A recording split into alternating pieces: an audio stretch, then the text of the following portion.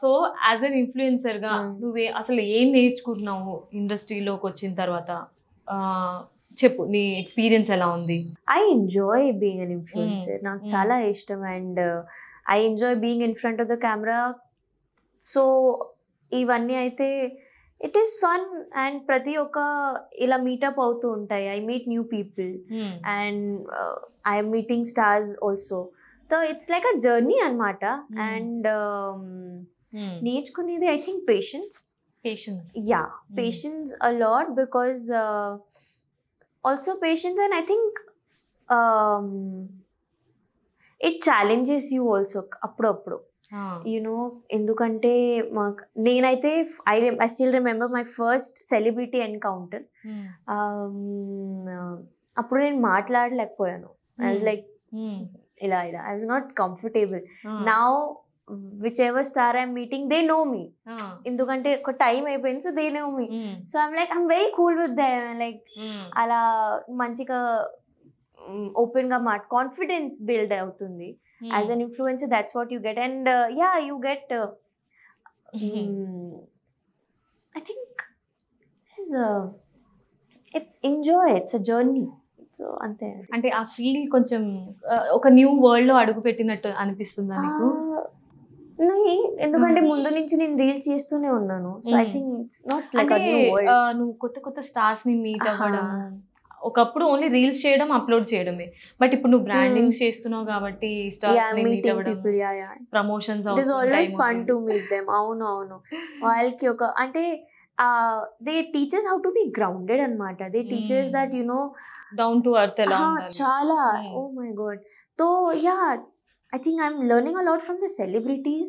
And ఇప్పుడు నైనికని బయట ఏమని పిలుస్తున్నారు? డి నైనిక అంటున్నారా, సోషల్ మీడియా ఇన్ఫ్లుయెన్సర్ అంటున్నారా, లేకపోతే హీరోయిన్ నైనిక అంటున్నారు? కొంతమంది ఆర్టిస్ట్ లాగా చూస్తున్నారు.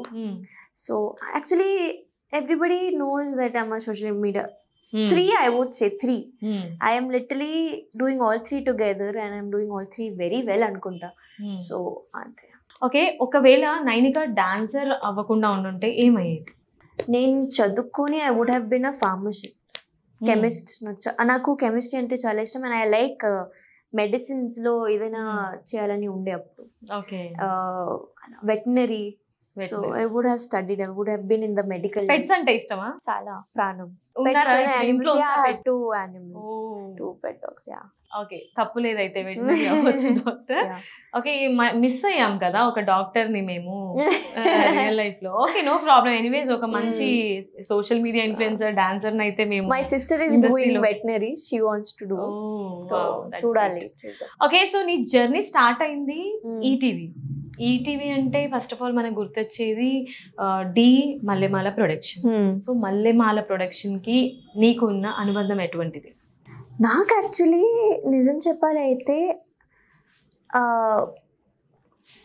నాకు సెట్లో మెయిన్ ఈటీవీ సెట్లో నాకు నచ్చేది ఏంటంటే ప్రొడక్షన్ వాళ్ళు ఉంటారు. Obviously there is everybody Mallemala people. ఏం కావాలి మా, అయిపోయిందమ్మా, తిన్నావమ్మా. సో ఈ మా అనేది and everybody will call you అక్క ఆర్ ఎల్స్ మా. సో నాకు ఆ ఎన్వైరన్మెంట్ ఇంత ఇష్టం అనేది.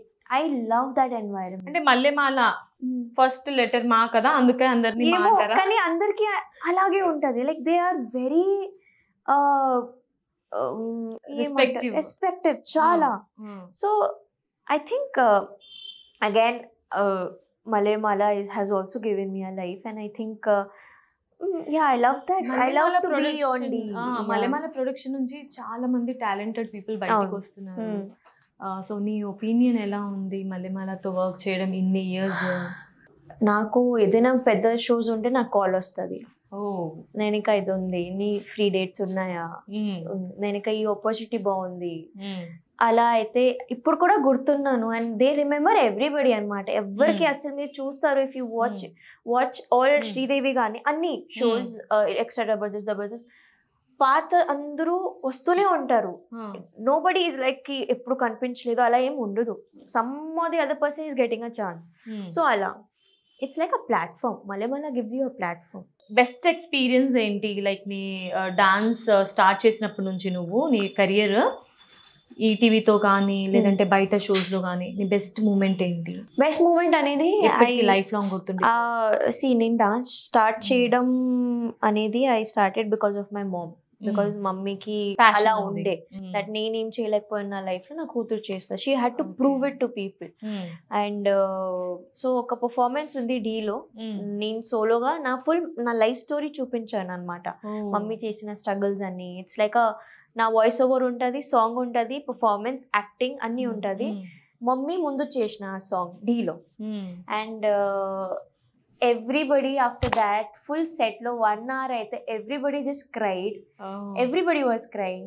And mom appude naku best entante because my mother was there, grandmother was also there. అమ్మమ్మ కూడా ఉండే. పర్ఫార్మెన్స్ చూసారా? So I think that was my day. And solo కాబట్టి it was just me on stage. నేను నిజంగా చెప్తున్నా, full act నేను ఒకటే కన్ఫర్మ్ పెట్టుకున్నా, మమ్మీకి చూడదు, మమ్మీకి చూస్తే నువ్వు ఏడుస్తావు. ఫుల్ సాంగ్ మమ్మీ కోసమే చేస్తున్నా, కానీ నేను కెమెరాకి చూస్తున్నా. లాస్ట్ లో ఒక బిట్ వస్తుంది when I have to point. నేను చూసాను మమ్మీకి, మమ్మీ ఆల్రెడీ ఏడుస్తుంది, నేను లిటరలీ పర్ఫార్మెన్స్ మధ్యలో ఏడుస్తున్నా. అంటే పర్ఫార్మెన్స్ స్టెప్ ఉంది, I have to go on my knees and నేను ఏడుస్తున్నా, కానీ I completed my full act. And ఆ తర్వాత everybody came rushing, everybody is hugging me, అందరు ఏడుస్తున్నారు. Mom got like everybody stood up for mom. Mummyకి standing ovation. She was called on the stage. Okay. So I think that was the best.